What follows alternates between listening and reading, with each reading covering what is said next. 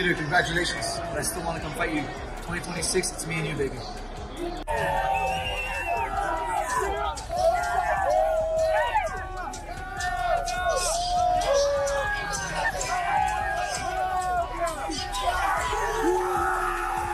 This is huge for Yan. Huge. Yan has been done dirty so many times in the UFC. This was epic. True.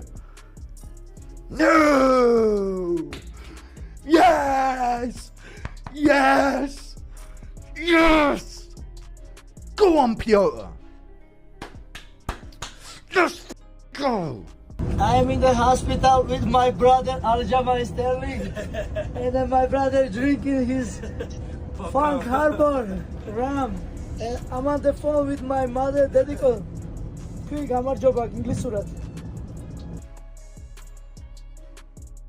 Holy smokes, there is a brand new UFC Bantamweight champion. His name is Petr Yan. If you would have told me in March of 2023, after Merab Dvalishvili absolutely steamrolled, dominated, I mean, it was not even close. It was one-way traffic throughout. Remember that fight in Las Vegas, a fight night before Merab became champion? If you would have told me on that night that some 2.5 years later, they'd rematch and Petr Yan would fight Merab Dvalishvili the way in which he fought him tonight, and we'll get into it, but just to let you know what it was, in my opinion, it was 50-45 for Petr Yan.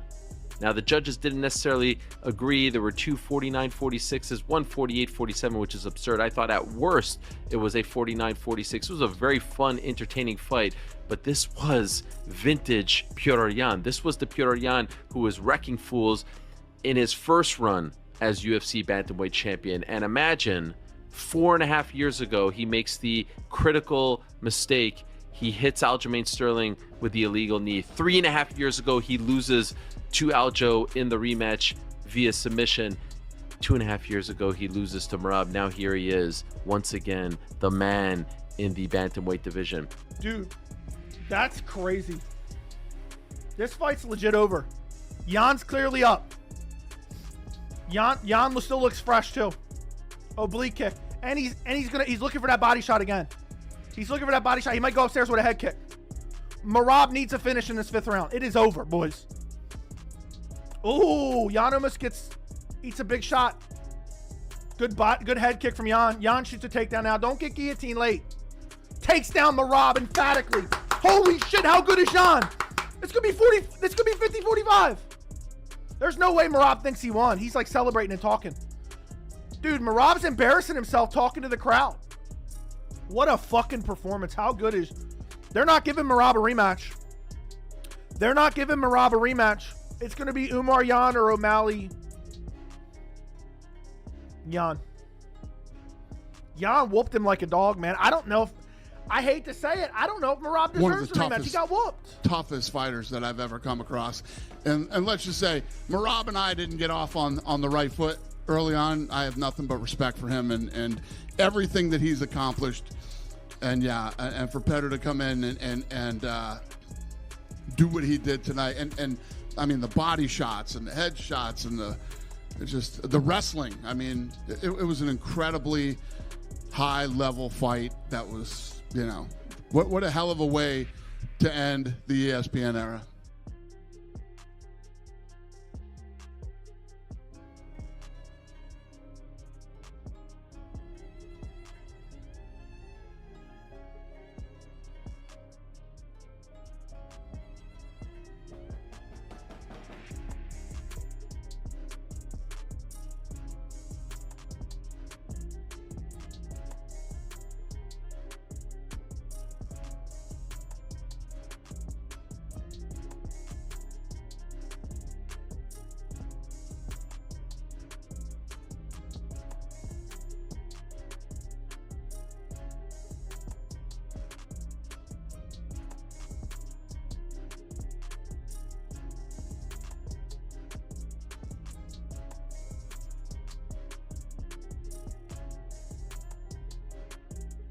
No!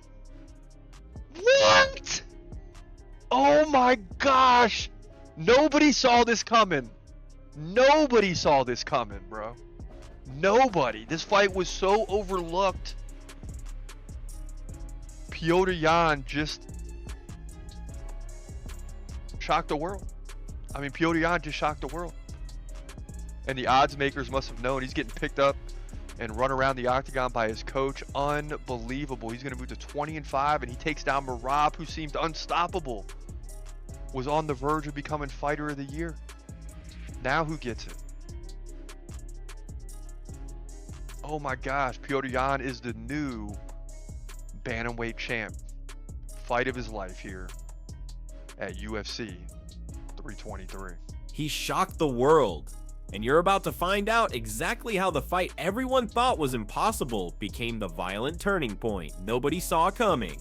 Before the fight, Umar Nurmagomedov unleashed a truth bomb so heavy it rattled the entire buildup, warning that Merab's pressure didn't just break bodies, it dismantled minds, robbed timing, and forced mistakes that snowballed into disaster. And if you think that's dramatic, stay locked in because the next reveal flips the narrative on its head.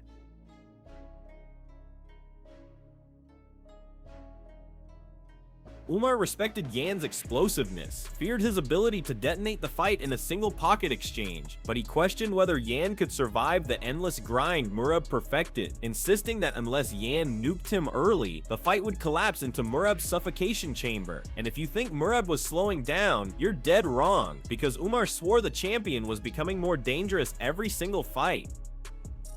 From last fight with Petr Yan, Merab become much better. Last fight with Corey Sanhagen, show it wrestle all night, and it's a very big trouble for Petr Yan. He don't have good defense, but he have good arms. He can do TKO, but if it's not gonna be TKO, I think Merab gonna maul him. Robert Whittaker echoed the storm, calmly but ruthlessly stating that Merab wasn't chaos. He was clarity with horsepower, his defense tightening, his striking sharpening, his entries creating invisible traps. And if you're watching this far, don't blink, because in 40 seconds I'm dropping the most controversial prediction any fighter made about this rematch.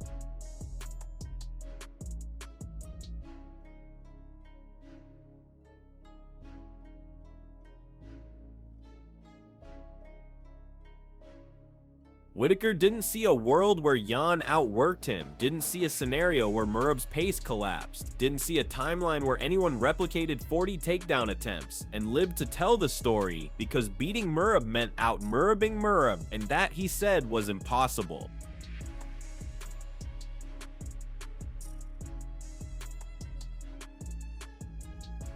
Speaking of his opponents with incredible striking, he's coming up against Petr Yan once again, the former champion. They've both leveled up since that first fight a couple of years ago. Do you see this matchup going any differently? Okay, so there's always a puncher's chance in every fight. Yeah. Okay, him shooting the same time Petr decides to throw a knee. It could happen. It can happen in any fight against anyone. But let's take that tidbit out of the equation.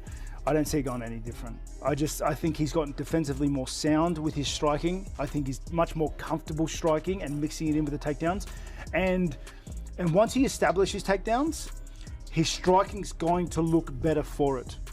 And that's what he did against Sanhagen. That's what he did against all the other guys he's come across. Yeah. It's just, I don't see where the avenue for victory is. You have to out-Merab. And that is... He's special. Like I don't think there are two of him in the world, you know. He shot like north of 40 times in their first meeting. So yeah, I don't see where that avenue of victory lies for Petr. And he's a great fighter, don't get me wrong. I just don't know where he beats Merab. Ayman Zahabi detonated a perspective shift nobody had considered. Yan fought their first fight with a compromised right hand, barely used it, and suddenly everyone realized the rematch wasn't the same equation, because a healthy Yan meant a weapon returning from hibernation. And if you're still watching, keep going, because the next segment reveals the tactical trap that almost nobody caught before fight night. Zahabi explained that Sanhagen gave Merab easy hips, while short, compact fighters like Yan were a nightmare to time takedowns on, turning every entry into a razor's edge gamble, and suddenly the rematch wasn't a guaranteed grind. It was a chess match where momentum favored Merab, but danger favored Yan.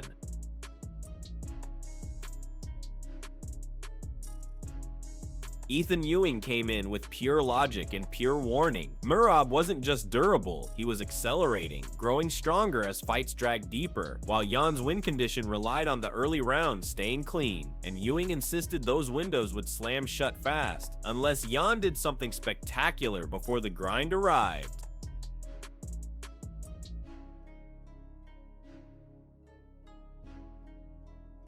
Yeah, I thought it was very interesting when Petr Yan mentioned that if you look back at the fight, he didn't use his right hand, and I hadn't noticed until he mentioned it.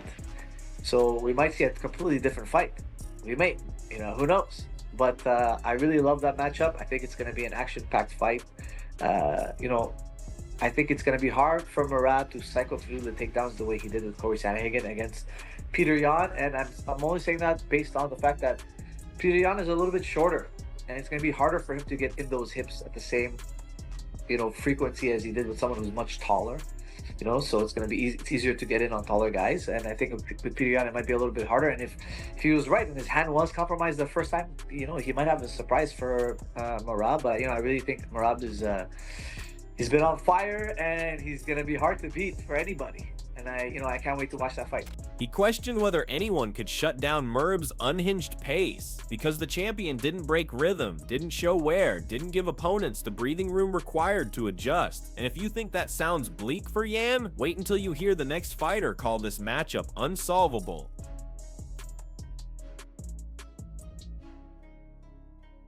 Sean O'Malley pulled out the receipts. Merab's striking wasn't pretty, but it was evolving, it was confident, it nearly dropped Sandhagen, it showed up against Umar, and it forced opponents to respect more than just the threat of the shot, turning Yan's defensive puzzle into something far more dangerous than their first meeting. I don't know if anybody has the answer for Merab yet, I'll be totally honest.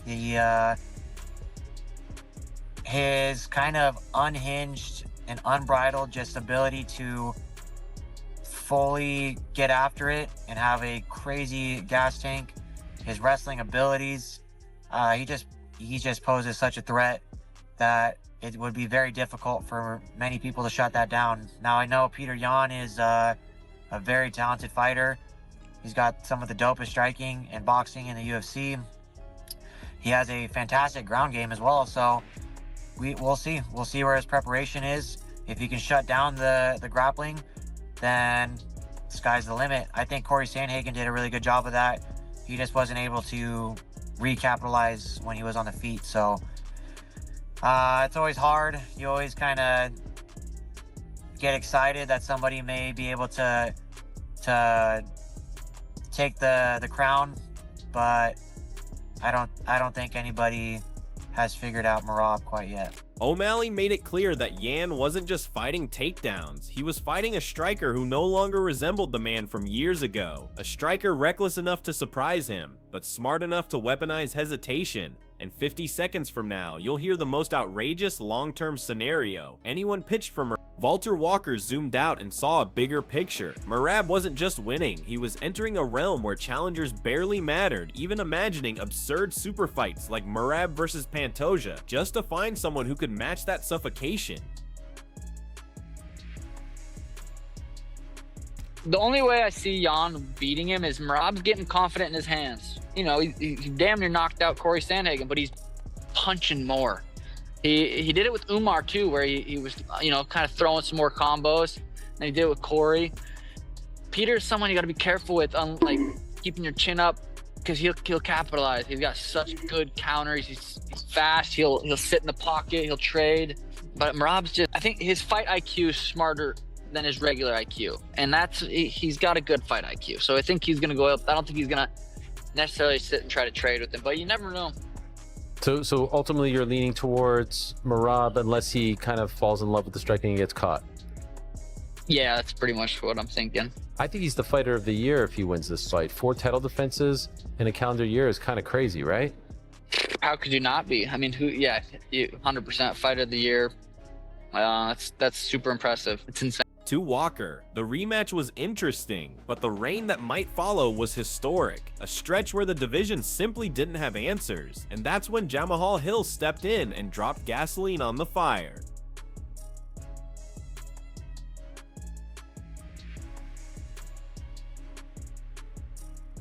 Yeah, this fight good, but I think Merab gonna win again. Merab right now on his level, I don't see nobody who gonna win him. For me, interesting if he fight with Pantoja, you know, Pantoja, the champion. I think it's gonna be interesting fight. I would like to watch Pantoja versus Merab. It's one fight like. Hill insisted Merab now stood in the same rare category as Topuria and Pantoja, champions who didn't just beat elite fighters but made them look. Finally, Carter Prates broke it down to the rawest, ugliest truth. Merab didn't slow down, which meant opponents didn't get to. Yeah, I'm going on Merab, bro. Merab is just operating on a different level right now. The one out of everybody, out of all the champions right now that are just operating at a different level above their weight classes, I'd have to say Merab has probably got the biggest gap between him and his competition. I don't know. I'd say it's a tie between him, Pantoja, and Topuria. When Georgian boys came up and caught on, boy. I like Georgia. I need to go there. I'm gonna take a trip out. Love guys. So how did you react to this fight? Drop your takes in the comments, and if you want more war level MMA breakdowns just like this one, make sure you like and subscribe for the next knockout level episode. Different kind of problem.